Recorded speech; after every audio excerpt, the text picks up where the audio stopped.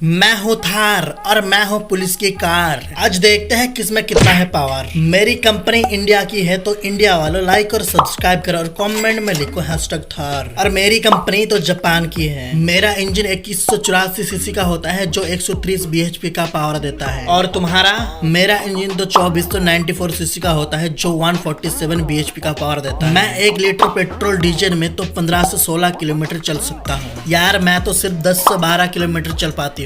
मुझे लेने के लिए 15 से 18 लाख रुपए चाहिए और मैं तो सरकार की तरफ से फ्री में मिल जाता हूँ। वैसे हम दोनों में रेस हो जाए तो कौन जीतेगा कमेंट में बताओ।